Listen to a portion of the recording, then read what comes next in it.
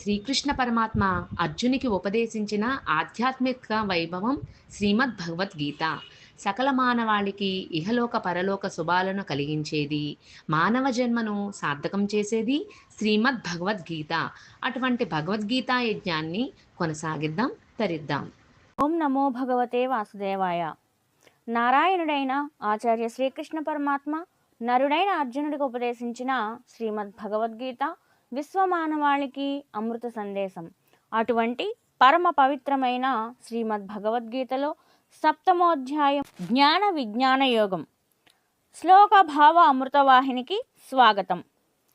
శ్రీ భగవానువాచ మయ్యాసక్తమనః పార్థ యోగం యుంజన్మదాశ్రయః అసంశయం సమగ్రం మా యథా జ్ఞాస్యసి తచ్ఛృణు.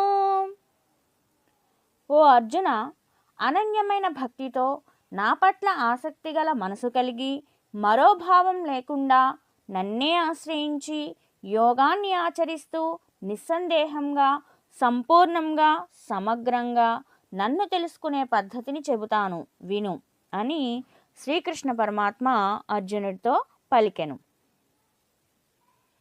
జ్ఞానంతేహం సవిజ్ఞానం ఇదం వక్ష్యామ్యశేషతః యజ్ఞాత్వా నేహ భూయోన్యత్ జ్ఞాతవ్యమవశిష్యతే.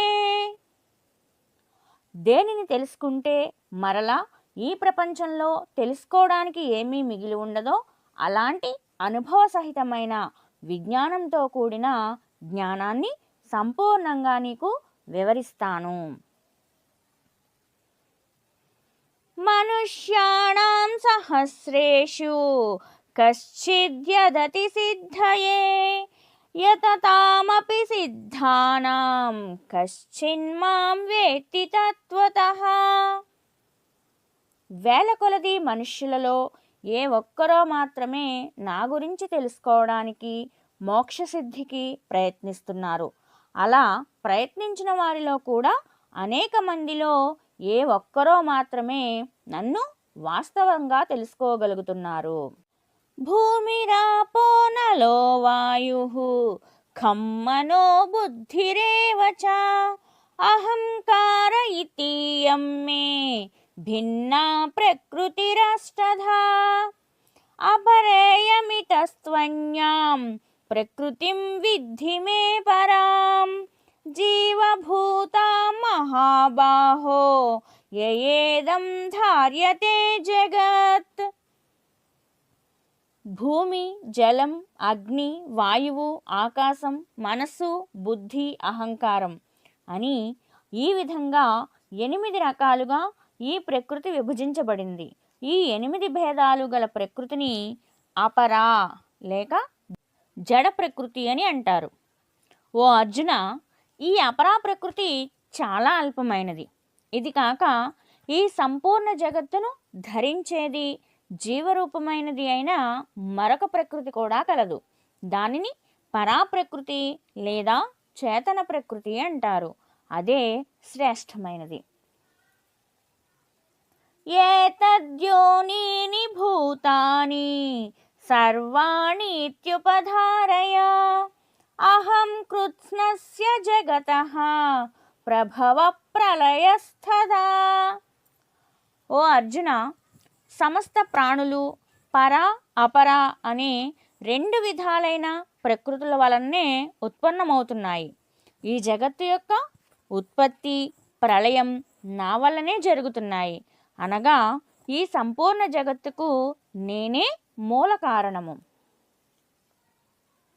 మత్తః పరతరం నాన్యత్ కించిదస్తి ధనంజయ మయి సర్వమిదం ప్రోతం సూత్రే మణిగణా ఇవ.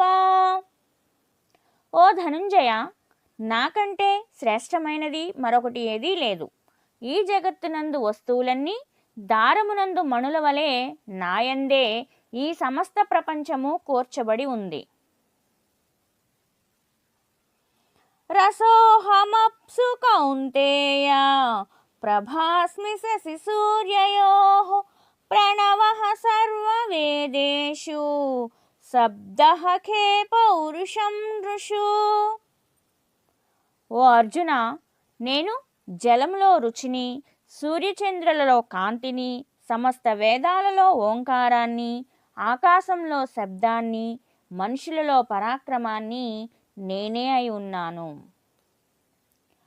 పుణ్యో గంధ పృథివ్యాం చ తేజస్సాస్మి విభావసౌ జీవనం సర్వభూతేషు తపశ్చాస్మి తపస్విషు. గంధం లేని భూమిని, ప్రకాశం లేని అగ్నిని, ప్రాణం లేని ప్రాణిని, తపస్సు లేని తపస్విని మనం ఊహించలేం కదా. కాబట్టి ఆ వస్తువులందు సారమే పరమాత్మ. దీనివల్ల వారు సమస్త పదార్థాలలోనూ సంపూర్ణంగా వ్యాపించి ఉన్నారని స్పష్టమవుతోంది. బీజం మా సర్వభూతానాం విద్ధి పార్థ సనాతనం బుద్ధిర్బుద్ధిమతామస్మి తేజస్తేజస్వినామహం. ఓ అర్జున, సమస్త ప్రాణులకు నన్ను శాశ్వతమైన బీజముగా తెలుసుకో. బుద్ధిమంతుల యొక్క బుద్ధిని, ధీరుల యొక్క ధైర్యాన్ని నేనే అయి ఉన్నాను అని శ్రీకృష్ణ పరమాత్మ అర్జునునికి ఉపదేశించారు. ఓం శ్రీకృష్ణ పరబ్రహ్మణే నమః.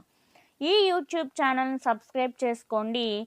భగవద్గీతలోని ఈ అధ్యాయంలో తదుపరి భాగాలను, తదుపరి అధ్యాయాలను మీరు నోటిఫికేషన్గా పొందుతారు. శ్రీకృష్ణార్పణమస్తు.